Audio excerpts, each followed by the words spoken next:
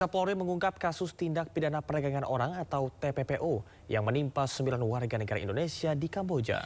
Para korban tergiur iming-iming gaji besar namun justru dipaksa bekerja sebagai admin judi online atau scammer. Kepolisian menyebut 9 WNI direkrut melalui tawaran pekerjaan sebagai operator komputer dengan janji penghasilan 9 juta rupiah per bulan. Setelah tiba di Kamboja, para korban dipaksa bekerja sebagai admin penipuan online dan judi daring serta menderita tekanan dan kekerasan.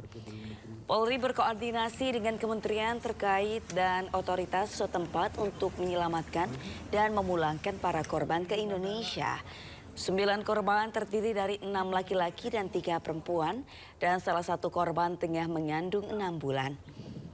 Hingga kini kasus masih terus didalami untuk menelusuri jaringan perekrut dan pelaku TPPO. Polri mengimbau masyarakat agar tidak mudah tergiur tawaran kerja di luar negeri dengan gaji yang tidak masuk akal dan selalu memastikan prosedur penempatan kerja resmi. Dari hasil koordinasi dan penyelidikan ditemukan 9 korban yang diantaranya 3 orang perempuan dan 6 orang laki-laki yang berasal dari wilayah Jawa Barat, Jakarta, Sumatera Utara, dan Sulawesi Utara.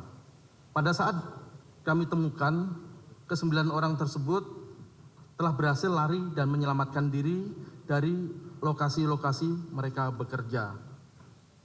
Bahwa korban melarikan diri dari tempat bekerjanya masing-masing karena selalu mendapatkan perlakuan kekerasan, baik fisik maupun psikis, di tempat mereka bekerja. Ini merupakan proses pemulangan tercepat. Hanya dalam waktu kurang dari 1 bulan sudah kembali ke tanah, dan kami sebagai Presiden KSPSI dan juga Presiden Konfederasi Buruh Asia Tenggara mengucapkan terima kasih yang sangat luar biasa terhadap kinerja Deks Keluarga Polri Badarski yang sungguh-sungguh menunjukkan keberpihakan negara, bahwa negara hadir untuk membantu warganya. Jadi ini merupakan juga sebuah peringatan.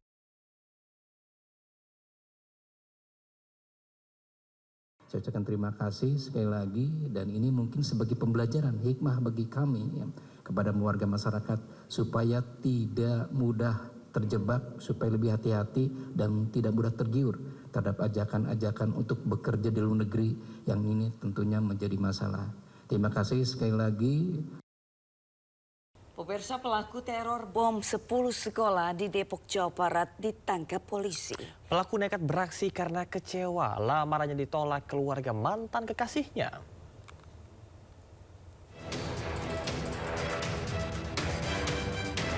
Polisi menangkap pelaku teror bom di 10 sekolah di Depok, Jawa Barat.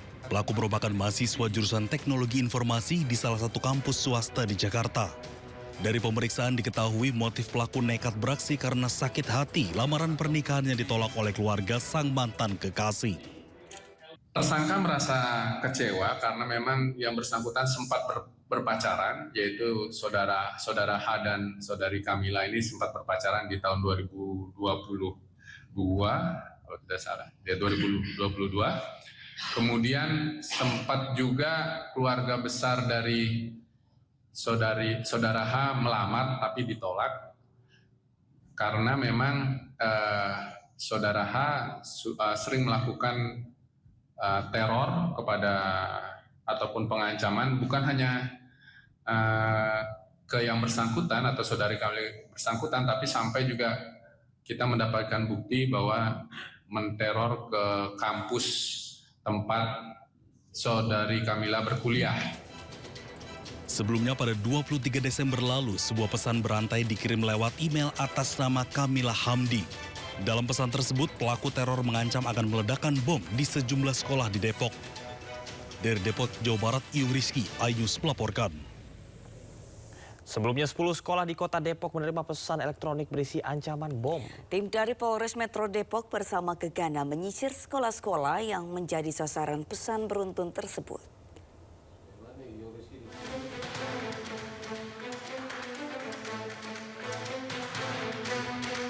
Personel Polres Metro Depok bersama Gegana Brimob menyisir sejumlah sekolah yang menjadi sasaran teror bom lewat pesan berantai. Salah satunya SMA Ar-Rahman Depok. Satu persatu ruangan diperiksa dengan menggunakan metal detektor. Pesan berantai dikirim lewat email atas nama Kamila Hamdi. Dalam pesan tersebut, pelaku teror mengancam akan meledakkan bom di sejumlah sekolah di Depok. Pengirim email mengaku memiliki motif pribadi, yaitu kebencian terhadap dunia pendidikan di Depok, serta ketidakpuasan terhadap penanganan laporan kepolisian yang pernah dia buat. Tim Gegana Brimob turut diterjunkan untuk melakukan penyisiran secara menyeluruh guna memastikan tidak ada bahan peledak di lokasi sekolah. Pihak sekolah menegaskan tidak mengenal nama pengirim dan memastikan yang bersangkutan bukan merupakan alumni SMA Ar-Rahman.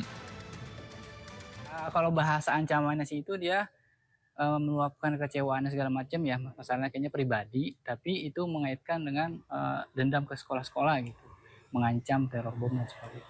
Itu sih yang saya masih nggak masuk akal sebetulnya. Emailnya dari siapa? Iya, emailnya situ ada namanya kok, nanti keterangannya ada namanya, kalau nggak salah namanya mengatasnamakan pribadi ya, atas tuh universitas alumni juga salah satu kampus, terus alumni juga di salah satu sekolah SMA di Depok. Sementara itu, Kasih Humas Polres Metro Depok AKP Made Budi menjelaskan ada sekira 10 sekolah yang mendapat ancaman teror. Setelah menerima informasi tersebut dari Polres Metro Depok, khususnya pihak Reskrim, melakukan pengecekan, melakukan penyidikan terhadap ancaman teror tersebut dan sudah dilakukan pengecekan oleh tim Jibom ataupun tim Gegana dari Kelapa II. Namun dari 10 sekolah yang diancam oleh terduga pelaku, 6 sekolah sudah kami lakukan pengecekan dan sisanya 4 sekolah lainnya masih dalam proses. Polisi sudah memeriksa alamat yang tertera di email dan masih mendalami apakah pengirim sesuai nama yang tertera atau seseorang mencuri identitas orang lain. Dari Depok, Jawa Barat, Iyung Rizky, iNews melaporkan.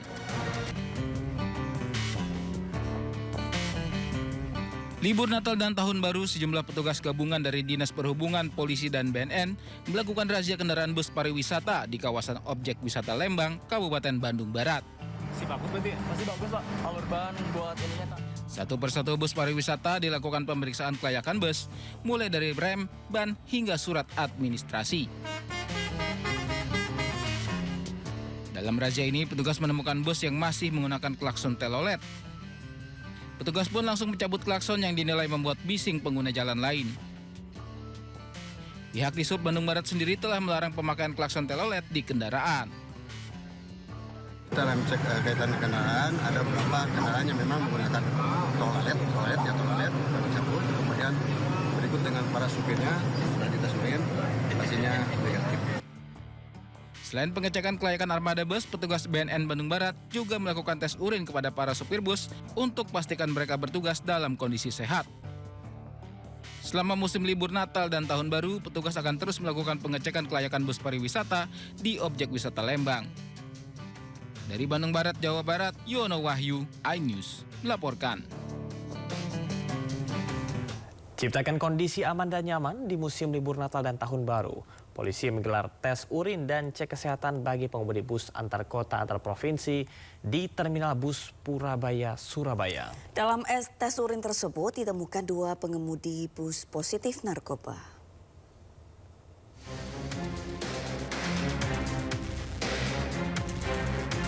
Petugas gabungan Satlantas Polresta Sidoarjo, BNN Kabupaten Sidoarjo, dan Dinas Kesehatan menggelar tes urin dan cek kesehatan bagi pengemudi bus di Terminal Bus Purabaya, Surabaya, Jawa Timur.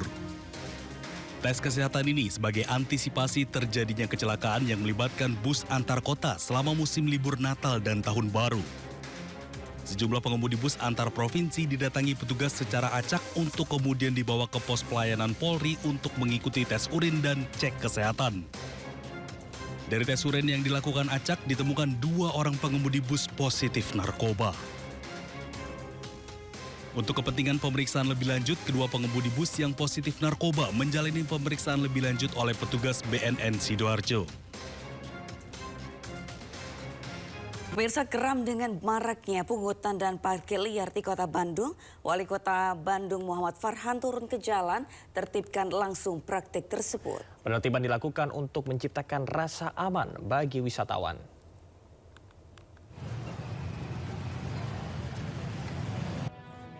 Gerah dengan laporan masyarakat terkait pungutan dan parkir liar di wilayahnya, Wali Kota Bandung Muhammad Farhan langsung mengambil tindakan. Bersama aparat terkait, Farhan turun ke jalan menertibkan praktik pungli dan parkir liar yang dikeluhkan warga itu. Saat penertiban, Wali Kota Farhan menemukan ratusan kendaraan motor terparkir di atas trotoar.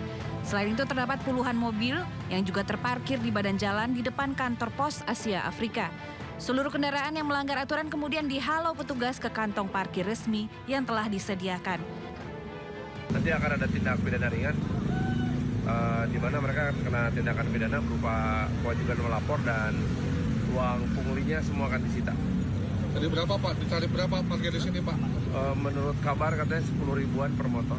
Jadi itu sudah, itu mau pungli aja 100%. Kita sikat semua. Razia pungli dan parkir liar di Kota Kembang berawal dari peristiwa yang viral di media sosial. Seorang juru parkir meminta uang secara paksa kepada pengendara mobil di kawasan Braga. Sebelumnya pengendara telah memberikan uang sebesar Rp15.000, namun juru parkir itu kembali menagih uang sebesar Rp15.000.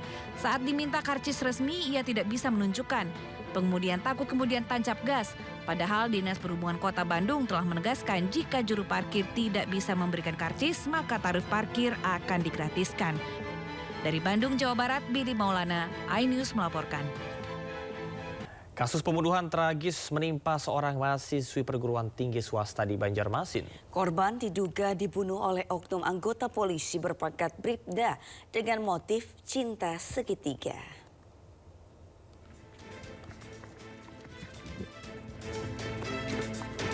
Tak sampai 24 jam sejak jasad korban ditemukan, Satreskrim Banjarmasin bersama tim gabungan menangkap pelaku. Terduga merupakan oknum anggota Polri berpangkat Bribda yang bertugas di Satuan Samapta Polres Banjarbaru. Peristiwa tragis ini terjadi pada Rabu dini hari di kawasan Jalan Ahmad Yani kilometer 15. Kasus diduga bermotif cinta segitiga. Pelaku dan korban yang berada di dalam mobil terlibat cekcok. Setelah korban berniat membongkar hubungan gelap mereka kepada calon istri pelaku, pelaku panik dan menganiaya korban hingga tewas. Jasad korban dibawa ke Banjarmasin dan dibuang ke saluran drainase kawasan kampus Sekolah Tinggi Ilmu Hukum Sultan Adam. Maka ada kata-kata daripada korban yang membuat tersangka emosi, yaitu akan melapor kepada calon istrinya tersangka.